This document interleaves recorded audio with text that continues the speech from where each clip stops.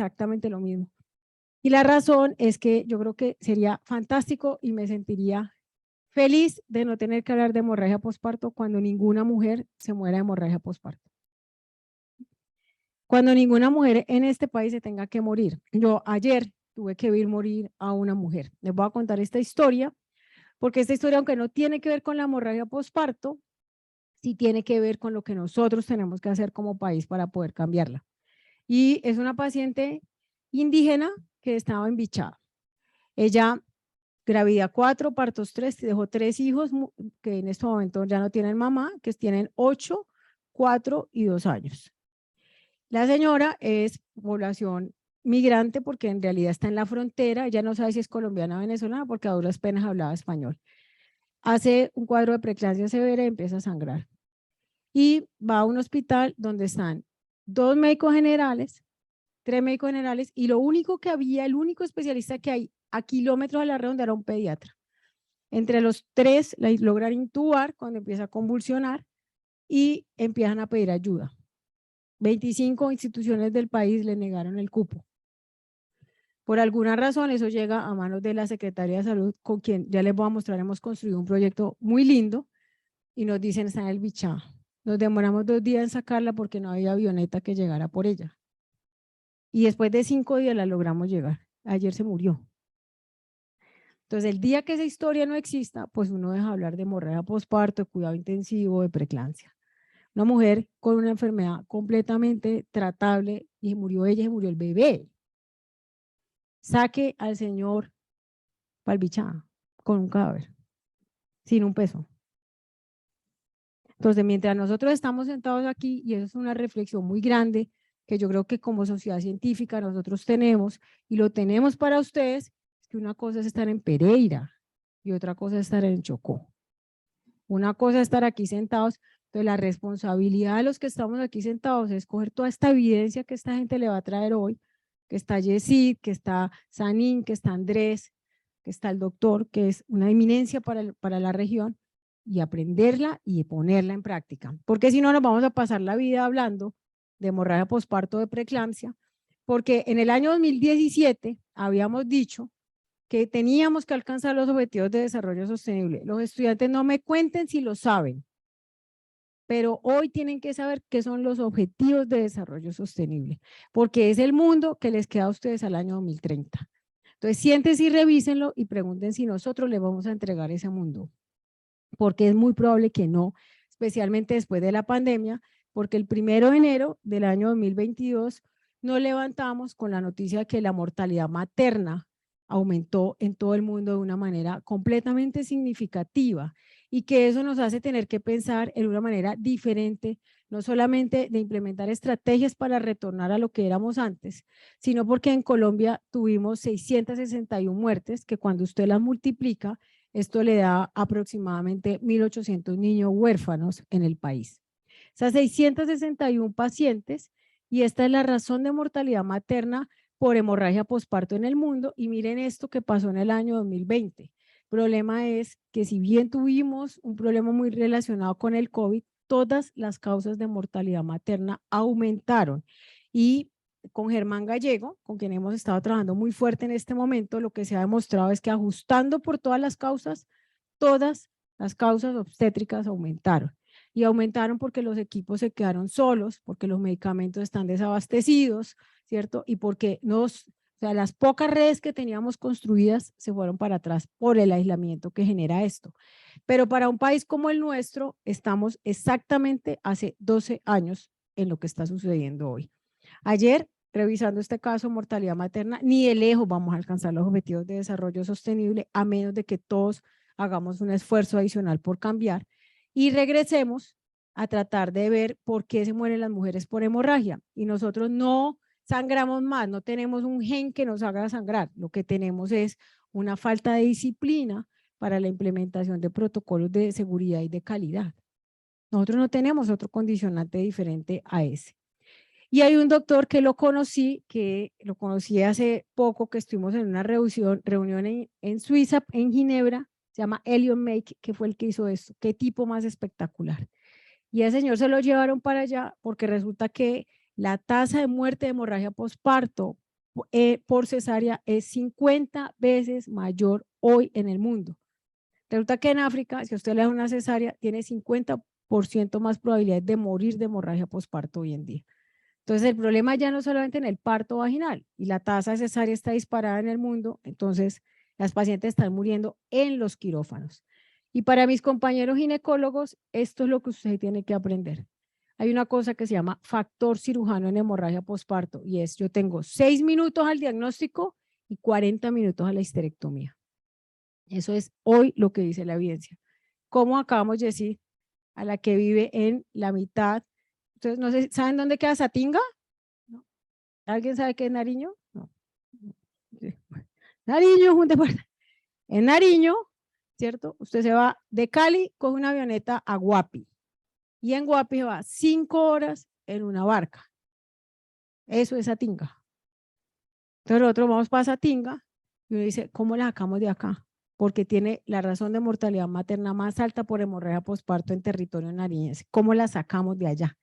Pues necesitamos que lo que hagan en la primera hora nos permita ganar el tiempo para poder sacarla allá.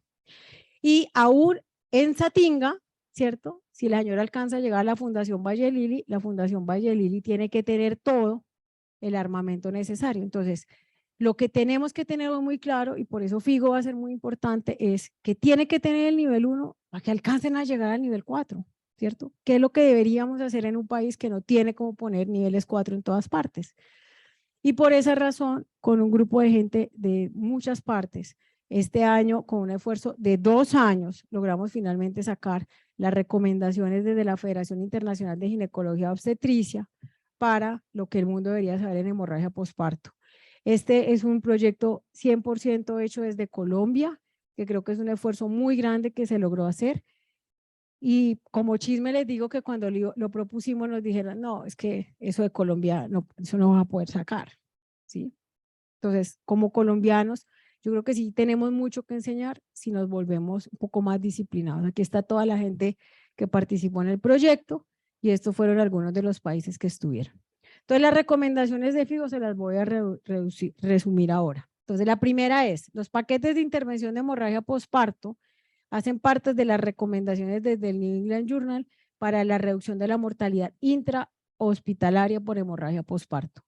Y eso es que yo tenga estas medidas, que eduque dentro de los hospitales, que establezca rondas de riesgo para las pacientes y que tenga una red que funcione adecuadamente. Y ellos, por favor, tómenle a los que les gusta esto es espectacular, esto se llama La Alianza, aquí está todo lo que les estoy diciendo, está en español, hoy se llama la Alianza para la Innovación del Cuidado Materno. Estos son los paquetes de intervención que ya tienen las 5 R's, en donde se encuentra la equidad, el soporte y el respeto para la atención del otro, y la razón es que hay un racismo gigantesco relacionado con la atención de la hemorragia posparto, y ser negro hoy te aumenta la probabilidad de morir por hemorragia posparto en los Estados Unidos. Entonces, la 5R, que es igual, porque la población indígena en los territorios afros es la población más vulnerada que tenemos en este momento en el país. Y dentro de los mismos wayú, dependiendo de la etnia, usted será tratado diferente y se transportará de manera diferente. Entonces, estos son los condicionantes del territorio que lo cambian a uno para entender por qué es que la gente está muriendo de aquí. Y en esos protocolos yo tengo que tener muy claro establecido cuáles son los insumos. Estos paquetes tienen inclusive cuáles son los videos que usted debería utilizar para educar a la gente. Entonces, el código rojo obstétrico, que es el que todo el mundo piensa que es lo único que hay, es la primera parte de estos 5 insumos que yo tengo que hacer. El código rojo obstétrico es el equipo de respuesta rápida que me va a responder al evento de hemorragia posparto. En ese evento tengo que tener designado claramente cuáles son los medicamentos, y doctor León, no se puede salvar a nadie en Pereira si no hay misoprostol y si no hay oxitocina. Y si le falta el misoprostol o la oxitocina, usted me hace el favor y nos avisa que con Andrés estamos gestionando que esto no puede pasar en ningún hospital. ¿Sí? Porque eso es como que yo me monto un avión que no está listo, pero pues me monto, ¿qué carajo? Porque como no soy yo, ¿cierto? No es mi cuerpo el que va a estar acostado allí. Entonces, La hemorragia posparto, y esto lo dicen estos paquetes de intervención que hemos construido con la Organización Mundial de la Salud, requiere que yo tenga muy claro lo que voy a hacer para el manejo inicial de la hemorragia posparto y para defender. Cuando yo implemento estos paquetes de intervención, aumento, utilizo mejor los insumos, reduzco la morbilidad materna y reduzco el costo. Esto está próximo a publicar, por eso no se los traigo en inglés, no lo puedo publicar todavía, pero nosotros esto y lo presentamos en el Congreso Nacional y nos ganamos el tercer premio por esto, demostramos que cuando esos paquetes de intervención hechos y aplicados a Colombia, a una unidad de cuidado intensivo obstétrico colombiana que atiende una población muy grande de pacientes con hemorragia posparto, nosotros logramos disminuir las hemorragias masivas, la cirugía de control de daños y los empaquetamientos y los ingresos a las unidades de cuidado intensivo. ¿Y eso para qué es importante? Pues porque al gerente usted le tiene que decir que si le coloca trajes y balones y misoprostol y medicamentos, pues usted va a reducir los costos. Y en este momento, si usted no tiene costos controlados, pues tampoco es un hospital efectivo. Entonces, desde la FIGO, la recomendación es que todos debemos tener un paquete de intervención. Tenemos que tener claro cuál es el sistema de alerta temprana. Este es Javier, mi compañero, que está con un grupo, pero a este grupo que él tiene organizado trabajando, tiene que tener una manera como se alerte adecuadamente. Y los obstetras somos malísimos para saber cuánto sangra una paciente. Entonces, mira las cesáreas de todos mis compañeros. 800 EC. Sangrado promedio, 800 EC. Y el anestesiólogo, 1650 EC. ¿Sí? Porque el tipo vio lo que estaba ahí sangrando. Y resulta que en el parto, además, las únicas que son medianamente buenas son las auxiliares y las enfermeras. Por eso nosotros esto se llaman medidas volumétricas o gravimétricas, y las volumétricas es cuantifico cuánto sangro, y esto es lo que deberíamos tener en cada una de las salas de parto, o peso, cuánto sale. Estas son las gravimétricas. Y una compresita de estas, que tiene más o menos bien llenita hasta 200 cc, esta señora aquí, más esto, ya sangró 2000 cc, y la nota de trabajo de parto decía, de esta cesárea decía 800 cc. Por encima de los 1000, que quiero decirles que en eso que hicimos en Suiza nos dimos cuenta que es un invento. Alguien un día dijo 1000 cc, hemorragia posparto, pero los estudios hoy en día basados en la evidencia dice que después de 800 cc, una mujer en una cesárea está con riesgo de tener inestabilidad y mayor probabilidad de muerte. Entonces, las medidas, tomen la foto por favor, se llama el índice de choque. El que no sepa hoy de índice de choque está out. El índice de choque es la medida que se establece como el riesgo para poder establecer la probabilidad de muerte después de un sangrado por hemorragia. Y después el índice de choque mayor a 0,9 me habla de inestabilidad hemodinámica. Por encima de 1,4 se asocia la probabilidad determinada de una histerectomía, y por encima de 1,7 se asocia la probabilidad de reanimación hemostática y de muerte. Por esta razón, el índice de choque, y aquí hay un doctor que se llama Edwin Chandraharan, es el que más ha trabajado sobre esto. Hoy en día es la recomendación oficial de FIGO. Cuando el índice de choque yo lo sumo a la medición del lactato, un lactato mayor a 2, o al déficit de base por encima de medio 6, esto se vuelve extremadamente exacto y preciso, y yo tengo una probabilidad más alta de establecer qué paciente va a requerir alguna oportunidad diferente o algún manejo, y me vuelvo más agresivo en la organización de mis equipos. Entonces, después de que yo hago el diagnóstico, tengo que establecer cómo voy a tratar a este paciente. Entonces, aquí viene el famoso código rojo obstétrico, porque todo el mundo tiene código rojo. Y siempre que vamos, ¿tienen código? Sí. ¿Tienen un carrito donde tengan todo? No. Hay unas loncheras, yo no sé quién se inventó las loncheras. Además, no cabe nada. ¿Sí? Estos carros yo tengo que tener un carrito, porque con el carro voy y me paro al frente de la señora y tengo todo allí. Tengo el traje, tengo el balón, tengo los medicamentos, tengo las listas de chequeo, y sobre estos medicamentos establezco 3 posiciones, y sobre esas 3 posiciones hago el mapa mental compartido de reanimación en hemorragia posparto. ¿Qué medicamentos voy a usar? Pues mire, ¿de qué país es? Porque si usted es de la India ya tiene unos medicamentos. Mire, esta es la tablita donde nosotros hemos resumido todas las opciones medicamentosas que usted tiene hoy en día. Y basado en la evidencia, lo dice Cochrane, ningún medicamento supera a otro. Por eso, la primera elección en los medicamentos sigue siendo la oxitocina. Y aquí hay una pelea que nos duró 2 años, la pelea en ese mismo comité, que si todos a la vez o que si uno por uno. Oxitocina, misoprostol, metergin, tranexámico, todos a la vez o uno por uno. Entonces, secuencial, ¿qué es secuencial? Si yo estoy en Satinga, secuencial no existe, esa palabra no existe. Allá se pone todo de una y saquen la primera lancha que pueda. No hay más opciones. Entonces, la propuesta es que no hay evidencia de alta calidad para sugerir secuencialidad y que basado en la alta mortalidad que tenemos y en la necesidad de ser presurosos en la acción, debemos colocar los medicamentos todos de una al mismo tiempo.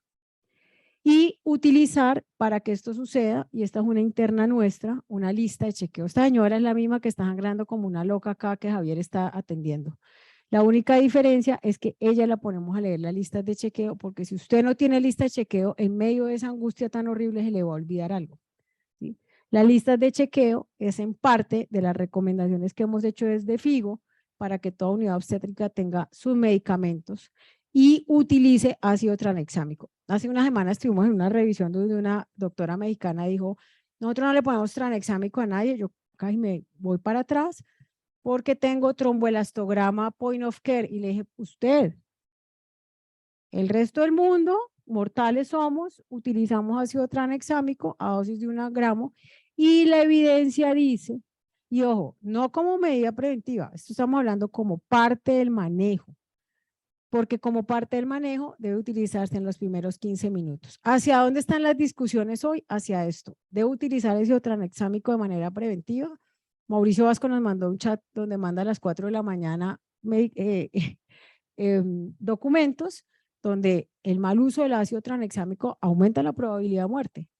Pero la evidencia, y hay 2 estudios y un metaanálisis que les voy a mostrar en cesárea, dice que probablemente con 4.551 pacientes, el uso profiláctico del ácido tranexámico puede reducir o disminuir la probabilidad visual de sangrar más de 1.000 y la caída de hemoglobina. Este estudio, que también es un ensayo clínico controlado, publicado en el Childbirth, también confirma esos mismos resultados. Y este update metaanálisis, que es un metaanálisis que tiene este problema y es una calidad bastante dudosa, pero tiene este otro problemilla en contra y es que son 10.000 pacientes. Confirma la presunción de que el uso profiláctico del tranexámico se asocia con una menor caída de la hemoglobina durante la cesárea. Ahora, es un medicamento costo efectivo, hace parte de los esquemas de primera respuesta y por eso debe ser utilizado. Yo no vendo trajes, debí venderlos, pero el traje antichoque neumático es el insumo de primera línea en un país que no tiene sangre. Nosotros no tenemos bancos de sangre. En el Pacífico colombiano no pueden haber bancos de sangre porque todo el mundo tiene malaria. Entonces no hay bancos de sangre. Entonces la única opción que yo tengo en este momento en Tumaco son 4 unidades de glóbulos rojos hoy. Allá no hay crioprecipitado en este momento.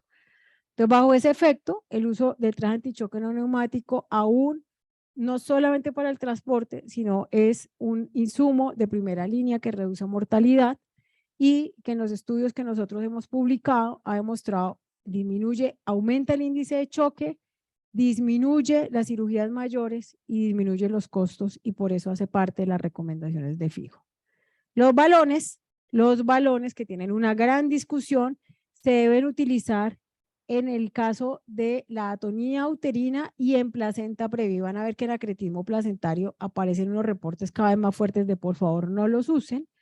Y los balones deberían utilizarse cuando han fallado los medicamentos y esta recomendación es muy importante en la Organización Mundial de la Salud por quien haya sido entrenado para usarlo.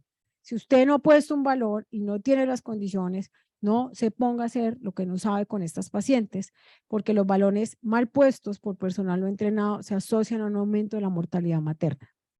Y esos específicamente yo debería hacer, y esto es muy importante para mis compañeros ginecólogos que van a hacer histerectomías, antes de hacer alguna medida podría colocar esto que se llama un test de taponamiento, y es que yo le coloco un balón a la paciente a la que le voy a hacer una histerectomía y calculo, si esta es una niña de 17 años que le hicimos una histerectomía, este balón se lo habíamos puesto 10 minutos antes y se lo contamos, sangró 700 cc. No hay nada que hacer. No le sirve un Belinch, no le sirve un balón, no le sirve, lo único que tengo. Pero si yo no tengo esta certificación, a mí me pueden demandar hoy a la luz de la evidencia. Y a la luz de la evidencia está claro que quien sangra más de 250 cc en los primeros 10 minutos no le sirve. Y este que es el artículo más importante publicado por Agustín Conde, ha demostrado no solamente que esto lo que hace sobre todo es cerrar los vasos del miometrio, sino que la tasa de éxito global es del 85%. Cuando yo miro los paquetes de intervención es del 92%. Es decir, no hay ningún insumo que sea el único que salva vidas, pero los balones, en medio de un paquete de intervención, con un tiempo de sangrado controlado, que debe ser menor a 1500 cc, funcionan muy bien y adecuadamente. Lo que sí no nos funciona es en placenta ácreta y ya este es el tercer reporte de casos de donde no debemos utilizarlo.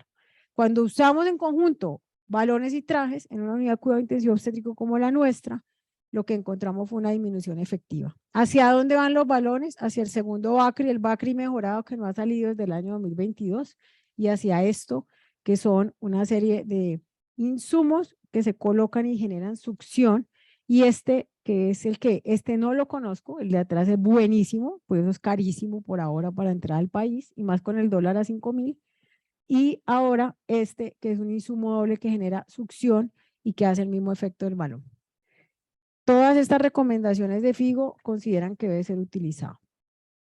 Para las intervenciones quirúrgicas se hacen al tiempo de la reanimación y se tiene que hacer, este es un reporte de los residentes de primero o cuarto año en México, en donde se evidenció que salimos al cuarto año sin haber tocado una devascularización de ninguna arteria y eso pasa igualito aquí en el país nuestro. Entonces, ¿usted qué sabe hacer? Estas son recomendaciones de Álvaro Nieto, él ha sido muy enfático en el grupo de acretismo placentario en empezar a retomar lo que antes se hacía, que era el torniquete que se le hace al cuello del útero. Este video que creo que lo han visto en el American Journal, ahí está el código para que lo bajen, que es la compresión interna de la aorta en los pacientes de sangrado, para que usted pueda hacer la técnica quirúrgica que usted sepa hacer. Que si esa paciente está sangrando en la cara anterior, probablemente le haga un Belinch, y si está sangrando en la cara posterior o en la parte cercana a la parte de las vesicales y las colaterales de las ilíacas, debe hacer una sutura de Shaw. La evidencia de esto es viejísima y la nueva es malísima. Dice que todo sirve más o menos y que cada uno de los reportes, si estuviéramos en México, le estuviera diciendo que la técnica del doctor Sani, la técnica del doctor, allá todo el mundo tiene una técnica y todas funcionan. Lo que funciona realmente es que yo lo haga en las primeras 2 horas del evento, ojalá en el mismo, y que sepa hacer. A mí me gustan más los balones para las pacientes, el Belinch me gusta, lo hago, pero cuando paso el punto del Belinch siempre me quedan sangrando. En cambio, mi compañero Javier sabe hacer un Belinch muy bien y a él nunca le sangran. ¿Qué hace él? Belinch. ¿Qué hago yo? Pongo balones. ¿Sí? Dependiendo de lo que yo sepa hacer. Y eso no está mal, porque parte de lo que dice la evidencia es que esto se construye con equipos, que ese equipo define los resultados.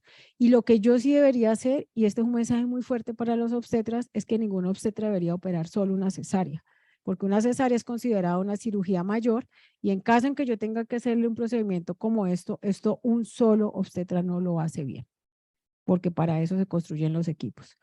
Por eso FIGO recomienda la utilización. En histerectomía tenemos una evidencia muy mala que dice que esto es altamente mórbido, que se asocia a un mayor riesgo de muerte, además por sepsis, y por eso debería ser considerada, según las recomendaciones de FIGO, como la última opción.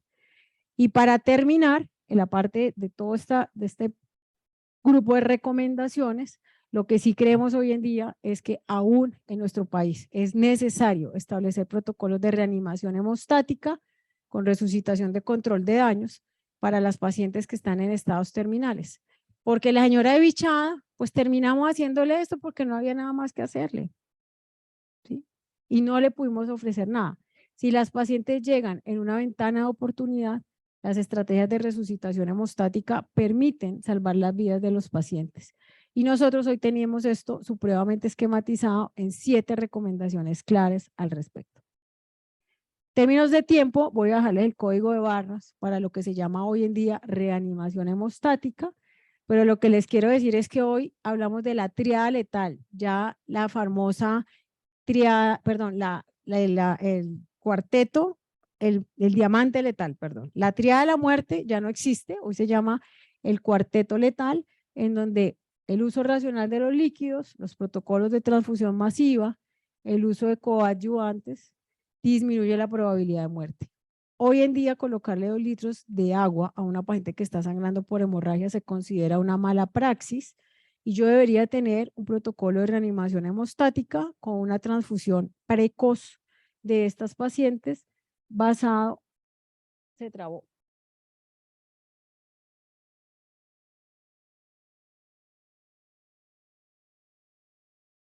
en estas probabilidades. Entonces la pregunta es, ¿qué vamos a hacer?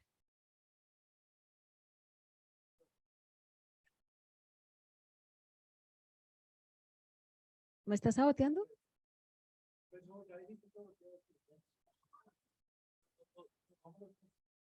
A mí me dijeron que hablara de hemorragia.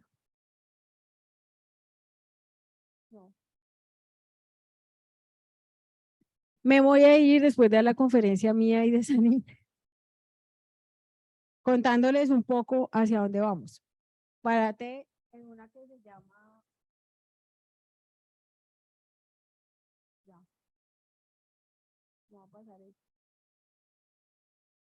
Entonces yo tengo que establecer, bueno, la idea es que yo tengo que tener un protocolo de transfusión masiva dentro de mi unidad, tengo que tener unos disparadores de que esa transfusión funcione adecuadamente y tengo que tener muy claro que en esos disparadores, dependiendo de la etapa en la que yo me encuentre, tengo que tener más sangre y más crioprecipitado.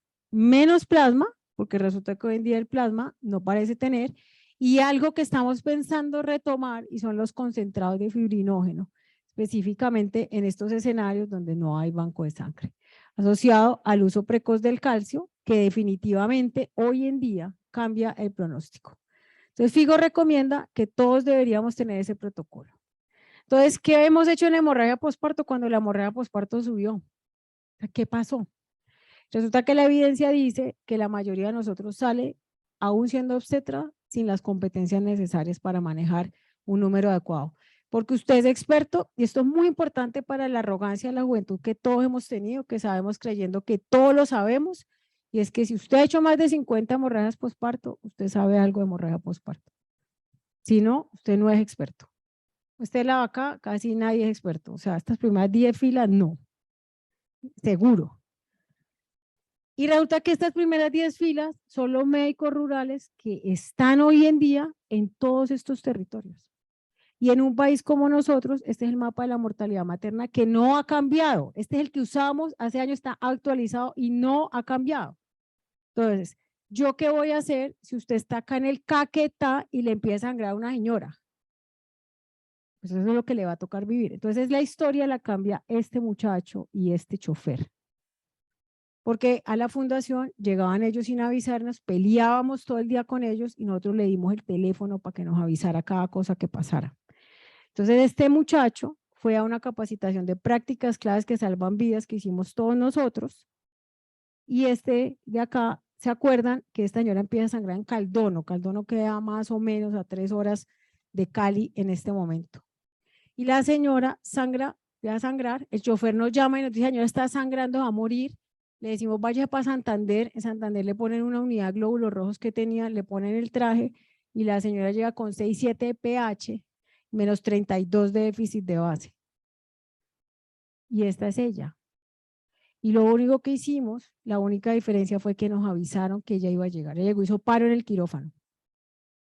Cuando esta señora sale, un mes antes había muerto otra igualita convulsionando, solo que murió con los 7 niños en la ambulancia. Entonces ahí nos dimos cuenta que no hay una estrategia única para el país, sino una estrategia que debe ser adaptada al territorio. Y este es Satinga. Esto fue enero del año 2022 que nosotros estuvimos allá. Esto es este momento, este país, donde la gente vive en una condición que se llama pobreza extrema. Entonces, mientras el país tenga estas diferencias cualitativas, esto no va a funcionar. Entonces nosotros nos inventamos una cosa que se llama el Hospital Padrino. Entonces el Hospital Padrino es a lo que estamos dedicados hoy 100% con el equipo y es el padrino abraza a sus apadrinados.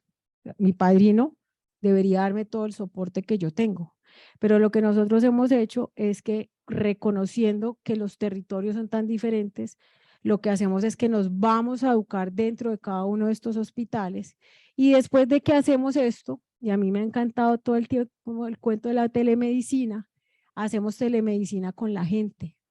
Este es mi compañero Javier. Lo que nosotros hacemos es en el hospital de Calima, porque resulta que en Calima, si usted está lloviendo a las 4 de la mañana, se va a demorar 3 horas en llegar a Buga. Entonces, lo que hacemos es educar dentro del hospital con la gente y luego, para los que tienen servicio de telemedicina más avanzado, hacemos esto, pero si no, tenemos en este momento 980 médicos conectados en este departamento que es el Valle del Cauca, que es de donde yo vengo. Entonces, en el Valle del Cauca nos llama la secretaría y nos dice, se murieron 55 mujeres en el año 2021. Y esas 55 mujeres es la razón de mortalidad materna más horrible que hemos pasado en los últimos 20 años. ¿Qué hacemos? Entonces nos fuimos y dijimos, hagamos lo mismo, pero hagámoslo más extenso. Y estamos trabajando con ellos desde el año 2021.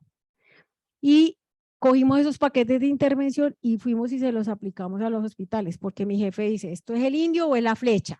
¿Dónde está el problema? Entonces fuimos a ver la flecha. Resulta que yo le decía, vea, muéstreme el paquete de intervención, lo que usted tiene que tener para manejar una paciente con eclampsia. Y los hospitales cubrían en la primera evaluación con el 3% de lo que deberían tener. Pues que si no hay ni feipina y 10 miligramos es muy difícil. Si no hay un protocolo para colocar el sulfato, no hay cómo. Y les hacíamos un examen. Este es un examen de un puntaje sobre 5.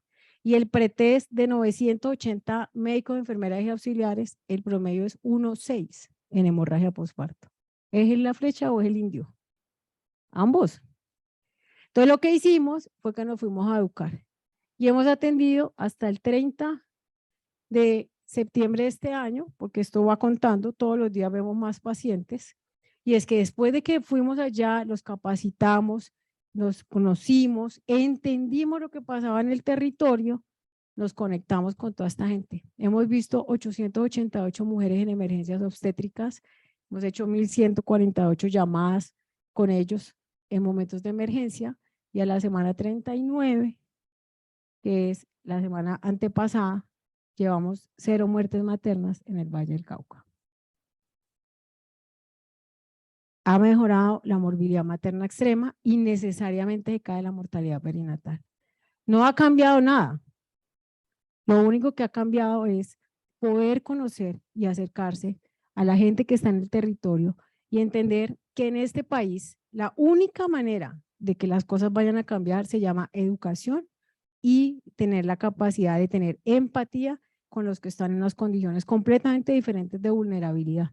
Entonces le dijimos al territorio, para que la gente nos donara plata, ¿cuánto le devolvemos al Valle del Cauca en inversión social? Resulta que cuando usted calcula, porque nosotros habíamos dicho, de 55 tenemos que bajar 18 muertes, es lo mínimo que deberíamos haber bajado. No pensamos que íbamos a bajar a 0, pero con esas muertes le devolvemos, o si evitando esas muertes, le devolvíamos 54,000 millones de pesos al territorio nacional. ¿Qué es mejor, la educación o no?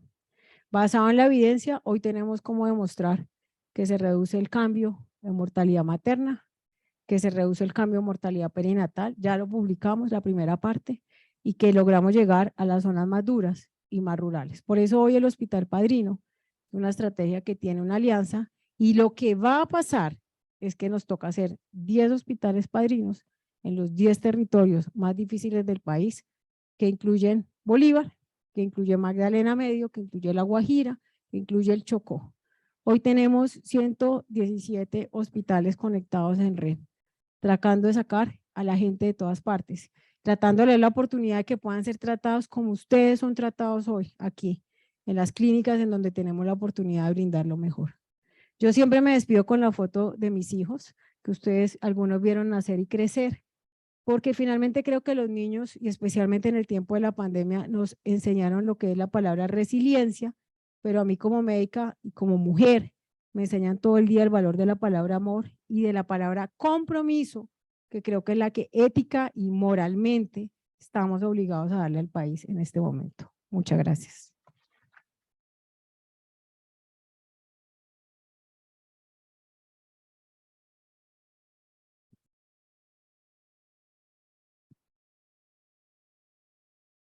Ya terminé, Sarín. Doctora, muchísimas gracias por su intervención. No sé si en el público hay alguna pregunta para la doctora que nos pueda resolver rápidamente.